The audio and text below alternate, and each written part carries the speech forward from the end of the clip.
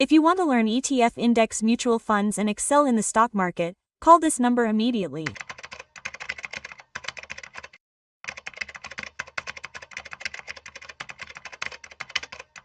Hi viewers, welcome to India's largest digital media network SumanTV. With us now is stock market analyst Sundar Rami Reddy. Namaste Andy. Namaste. Currently our Indian economy is $4 trillion. However, it is said that there is a chance of growing to $10 or $15 trillion in the future.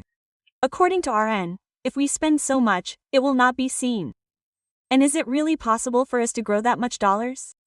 $10 trillion is a small thing for India, but a big thing. There is a point in what you said because India has a large population, so consumption is high, so far our growth is based on that consumption, which means if we compare our exports with imports, local consumption, imports are very high.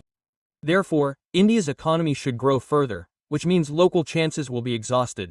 We can grow only if we grab external opportunities. That means exports play a very crucial role in the days ahead. Okay, now if you want to do exports, you have to have some uniqueness, and if you want to get uniqueness, you have to do research and development. What is happening so far is that there are these small businesses in India, if they import something, they sell it. They import it from outside and make it. They don't have IP or anything else like brands, they just sell all the imports. an example could be our cooking oils, could be oil and gas. What are all the imports from outside? They bring it here and sell it, that's the business. Secondly, what do large startup companies do? They import it, rebrand it, and sell it to us, saying, Make in India. They rebrand it, and sell it to us, saying, Make in India. For example, pharmaceuticals buy most of their API molecules from China. They process them here, brand them and sell them to us. So, in other words, all the big companies, that's why most of what we use comes from China, they change the branding, change it and sell it with a local label. Most of the time, it's the same. Of course, initially, just because it says Make in India, there's no rule that everything should be manufactured here. Some raw materials or spare parts come from outside. They assemble them here and label them as Make in India. Initially, it was okay. When the economy is small, such a workout is not possible for you if the economy wants to grow. This is okay for you. Think about the second and established companies, how much work they outsource to others. They don't do anything, so if you look at our India, the local consumption is good at the moment, so it's very easy for you to grow. When you are at a low stage, but 10 to 20% like this is not enough for you to get growth. You have to do something more, so is the current growth enough for you? It's not enough, the current growth is not enough. Let's say we have seen how much they spend on RMD and Reliance spends not even 1% of the total, it doesn't spend 1% of the total income. It's okay for clearance RMNT. So recently Rahul Gandhi also said that all companies in India are trading, but they don't do manufacturing, which is partly true because all of them are new and innovative. They are giving away the old ones and copying other people's products or providing products that are needed by others. That is, they are providing the products that India needs on a mass scale. Not if they are new, not if they are their own technology. Also, suppose there is TCS, it will also spend less than 1%. But TCS is also a technology-oriented company, so what does it cost? Similarly, suppose Bharti Airtel gets 1%, suppose Infosys gets 1%, suppose IT gets 1%, but what all these people do is not innovate anything new. Okay, they manufacture what is there, cigarettes manufacture. And where is it possible here? Local consumption is enough, that's okay. Local consumption is enough, that's it. They recently built an airport. It's not new, is it? If local consumption is sufficient and exports increase, then what will happen? You have platforms, that's why. You want to grow to 10 trillion, 15 trillion, 20 trillion in the future. That is, you need something unique. You need to have a worldwide demand for that product. It is very difficult to scale up to that range by depending on the local market. That's why initially you only go up to a range like 4, 5, 6, etc. It is very difficult to go beyond that. Oh, okay, that's it. Suppose you saw an interest company. Suppose there is an app pill. Suppose there is an app pill. More than 10% is spent. Suppose there is a meta on an invest. Now you spend 25%. Of the total income, 25% is spent. That is, if there is Nvidia, they spend 10%. That is, let's say these farm stocks in America, Facebook, app, pill, Google, all of them spend 10 to 20%. Naturally, they are spending on innovation, so new products are created, new requirements are created worldwide, That is why there is no big growth in the current unless there are such companies. Okay. Why do we say America? That is, the Americans are doing too much innovation in this area, they spend huge money.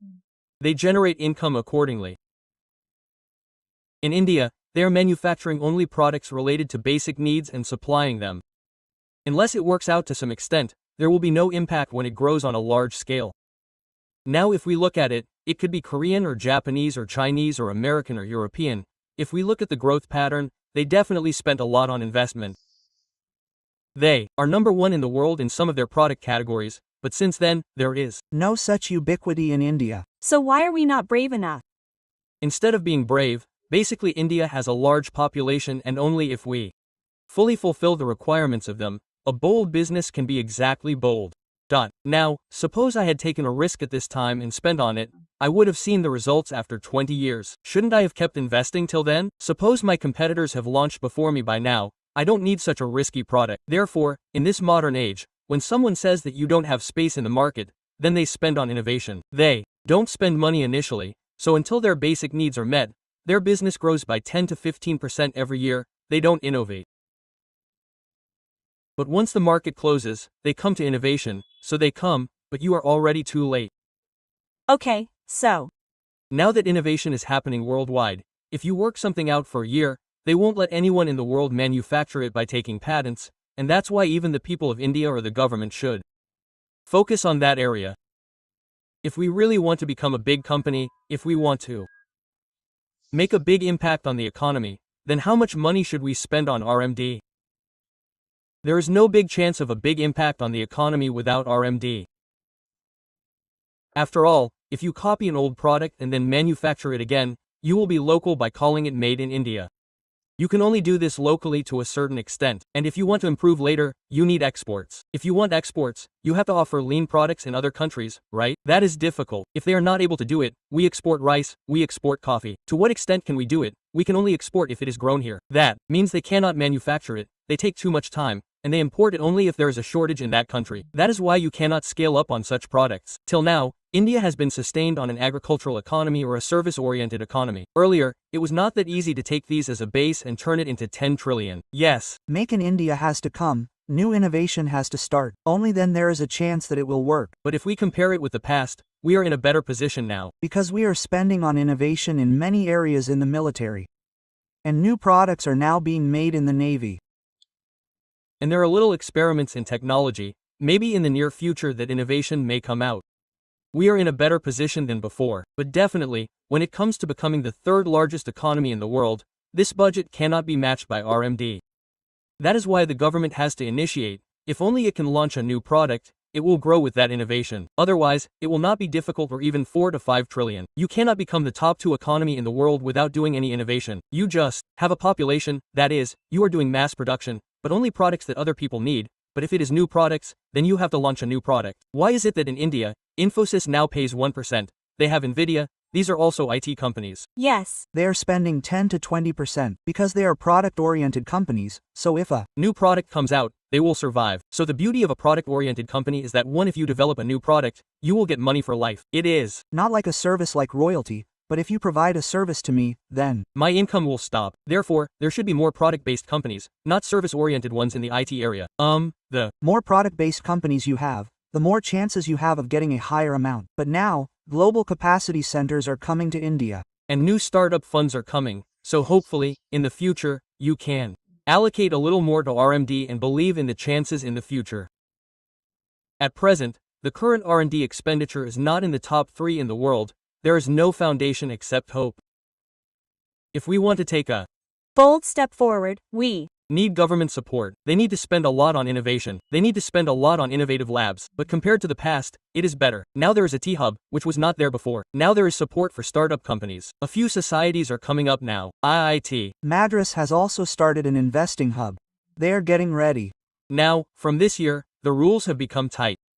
So, 17,000 people will come out of IITs every year. They will have less chance to go out, and from this year, they will stay local. So, maybe their innovation will be done. Overall, if we say that we are forced, it will Definitely work out for innovation. super. so the chances are higher in the days ahead. So now a webinar is going to be held in January. What are you going to talk about in that webinar? When will it start? So it will be roughly around 6 hours, the total duration of the webinar, and in it we will learn about ETFs, index funds and mutual funds. If you are a beginner and you are confused about entering the market, what are they, what is happening in the market, what products are there, what trading styles are there, how can we earn in an easy route, that is, by reducing the risk, we will discuss such things.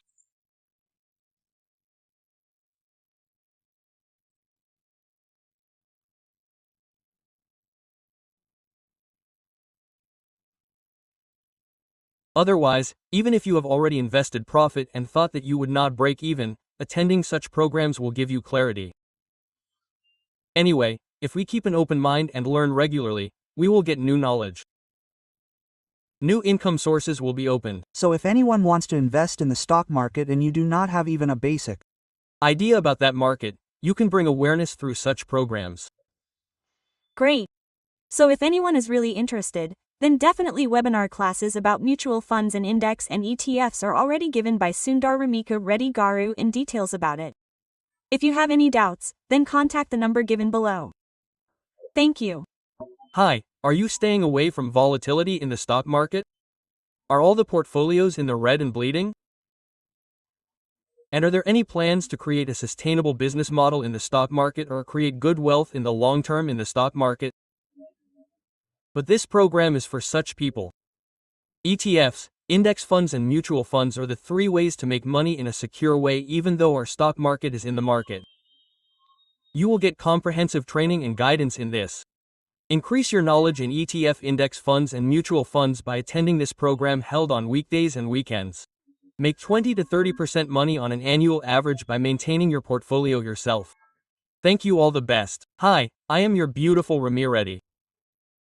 Are you thinking about how to make money in this volatile market and at this time when the stock market is bleeding a lot? Are all the portfolios also bleeding and how to handle this volatility? Are you thinking about how to build a good portfolio in the long term? This webinar is for such people. Participate in the upcoming ETF index funds and mutual funds webinar. Increase your knowledge and minimize the risk. Learn how to handle such volatility in the stock market. Thank you.